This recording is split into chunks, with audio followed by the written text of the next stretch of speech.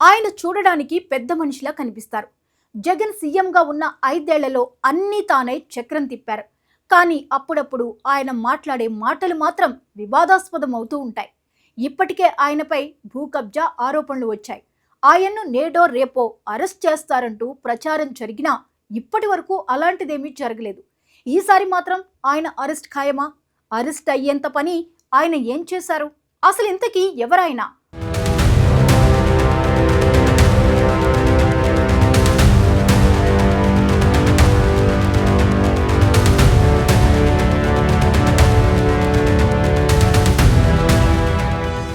సజ్జల రామకృష్ణారెడ్డి ఈ పేరు 2 తెలుగు రాష్ట్రాల్లో సుపరిచితం. జగన్ హయాంలో రాజ్యాంగేతర శక్తిగా ప్రభుత్వ వ్యవహారాల్లో జోక్యం చేసుకున్నారని విమర్శలు వచ్చాయి.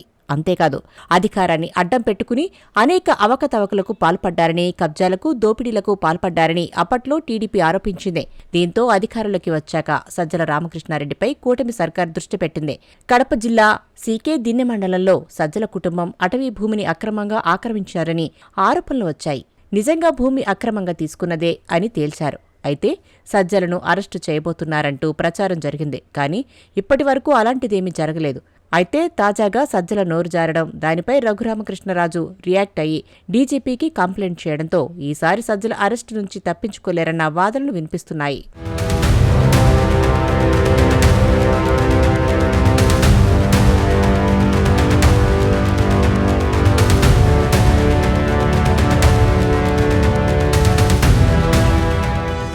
వైసీపీకి ఇప్పుడు ఓ పెద్ద తలనొప్పి మెడకు చుట్టుకుంది. జగన్ అనుకూల మీడియాలో ఇటీవలే కృష్ణంరాజు అనే రాజకీయ విశ్లేషకుడు అమరావతి మహిళలను చేసిన వ్యాఖ్యలు తీవ్ర దుమారమే రేపాయి. అమరావతిని దేవతల రాజధాని అనడంపై అభ్యంతరాలు వ్యక్తం చేస్తూ అది వేశ్యల రాజధాని అంటూ తీవ్ర వ్యాఖ్యలే చేశారాయన. ఈ వ్యాఖ్యలపై నవ్వుతూ మాట్లాడటమే కాక అమరావతిలో సెక్స్ వర్కర్లు ఎక్కువ అనే వార్తను తాను కూడా చూశానంటూ వంతపాడి చిక్కుల్లో పడ్డారు సీనియర్ జర్నలిస్టు కొమ్మినేని శ్రీనివాసరావు. కొమ్మినేనిని హైదరాబాద్కు వచ్చి మరీ అరెస్టు చేశారు ఏపీ పోలీసులు. దీనిపై వైసీపీ తీవ్ర అభ్యంతరం వ్యక్తం చేస్తోంది. కొమ్మినేని అరెస్టు అక్రమమని వాదిస్తోంది. ఇదే విషయంపై ప్రెస్ మీట్ పెట్టి మాట్లాడిన వైసీపీ అగ్రనేత సజ్జల రామకృష్ణారెడ్డి పార్టీని మరింత ఇబ్బందుల్లోకి నెట్టారు. కొమ్మినేని అరెస్ట్ ఎలా అక్రమమో చెప్పాల్సింది పోయి అమరావతి మహిళల మీద ఆయన మరింతగా నోరు పారేసుకున్నారు. జగన్ అమరావతి మహిళలను అవమానిస్తారా?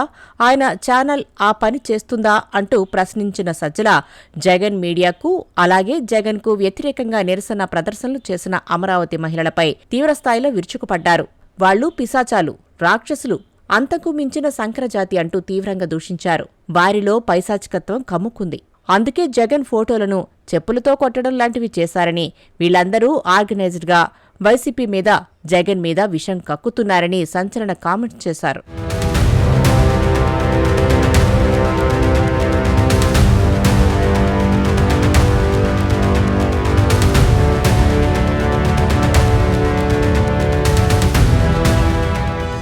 ఇప్పటికే పెద్దదిగా మారిన వివాదాన్ని చల్లార్చాల్సింది పోయి అమరావతి మహిళల మీద ఇంకా తీవ్ర వ్యాఖ్యలు చేయడం ద్వారా వైసీపీకి మరింత ఇబ్బందులు తెచ్చిపెట్టేలా ఉన్నారు సజ్జల. అమరావతి మీద వైసీపీకి ఉన్న అక్కసుకు ఇది నిదర్శనమంటూ ఆయన మీద సోషల్ మీడియాలో ఆ ప్రాంత మద్దతుదారులు విరుచుకుపడుతున్నారు. సజ్జల చేసిన వ్యాఖ్యలపై డిప్యూటీ స్పీకర్ రఘురామకృష్ణంరాజు డీజీపీకి ఫిర్యాదు చేశారు. దీంతో వైసీపీ ఇప్పుడు పూర్తి డిఫెన్స్లో పడిపోయింది.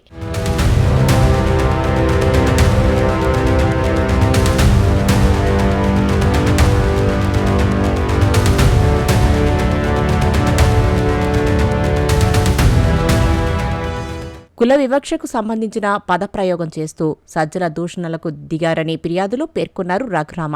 అమరావతిలో వేలాది మంది మనోభావాలను దెబ్బతీశారని, సజ్జలపై ఎస్సీ, ఎస్టీ అట్రాసిటీ సెక్షన్ల కింద కేసు నమోదు చేయాలని కోరారు.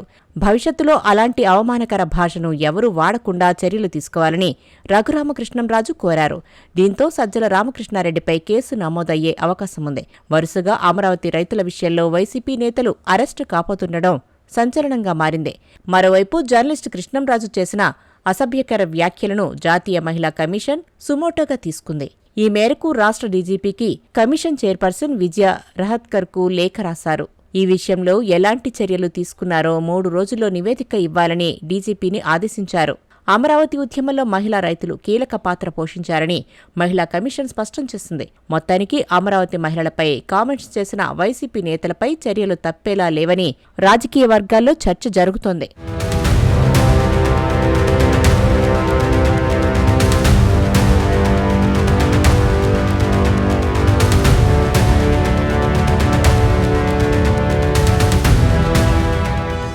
అమరావతిపై అనుచిత వ్యాఖ్యల నేపథ్యంలో ఏపీ రాజకీయాలు రగిలిపోతున్నాయి. ఇప్పటికే యాంకర్ కొమ్మినేనిని అరెస్టు చేసి జైల్లో పెట్టారు. భారతిరెడ్డి క్షమాపణ చెప్పాలని షర్మిల డిమాండ్ చేస్తున్నారు. ఇంత రచ్చ జరుగుతున్నా 4 ఏళ్ల తర్వాత చూసుకుంటామంటూ జగన్ బెదిరింపులు ఆపడం లేదు.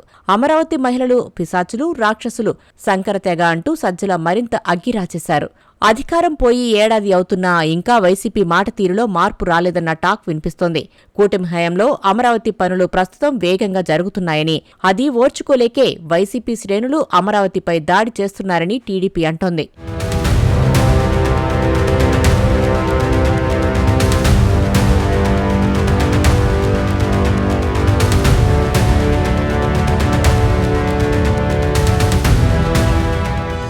అమరావతిని రాజధానిగా ప్రకటించిన నాటి నుంచి నేటి వరకు అమరావతి విషయంలో అభ్యంతరకర వ్యాఖ్యలు చేస్తూనే ఉన్నారు వైసీపీ మద్దతుదారులు. 2024లో పార్టీ అధికారం కోల్పోయినా సరే వారి తీరులో మాత్రం మార్పు రాలేదు. 2019 నుంచి 2024 వరకు అమరావతిని కమ్మ రాజధాని అంటూ అప్పట్లో ఇబ్బందికర వ్యాఖ్యలు చేసిన కొందరు ఇప్పుడు మళ్లీ అదే స్థాయిలో విషం చిమ్ముతున్నారు. అమరావతి గురించి పదే పదే చేదుగా మాట్లాడిన వారి విషయంలో రాష్ట్ర ప్రభుత్వం కఠినంగా వ్యవహరించడంలో వెనుకబడి ఉందనే విషయం స్పష్టంగా అర్థమవుతోంది. వైసీపీ చేస్తున్న విష ప్రచారంతో అమరావతికి పెట్టుబడులు ఆగిపోయే ప్రమాదముందని మేధావులు హెచ్చరిస్తున్నారు. 5 ఏళ్లలో 3 రాజధానులు అన్న వైసీపీ ఒక్క ఇటుక కూడా పేర్చలేకపోయింది. కూటమి సర్కార్ వచ్చాక మళ్లీ అమరావతిని పట్టాలెక్కించి పనిలో ఉంది. ఈ తరుణంలో మళ్లీ అమరావతిపై విషం చిమ్ముతున్న వైసీపీని కట్టడి చేయకపోతే రాష్ట్రానికే వినాశనం తప్పదని పరిశీలకులు హెచ్చరిస్తున్నారు.